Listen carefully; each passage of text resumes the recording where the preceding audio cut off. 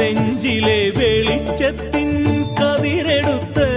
അതിൽ നിൻ പ്രസാദം ചാലിച്ച് നെറ്റിയിലിട്ട് വെളുത്ത ഭസ്മത്തിനാൽ അഭിഷേകം ശുദ്ധ കളഭചന്ദനങ്ങളാൽ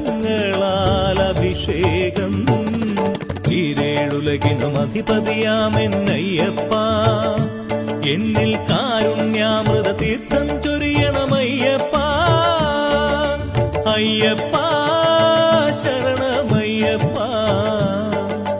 അയ്യപ്പ ശരണമയ്യപ്പ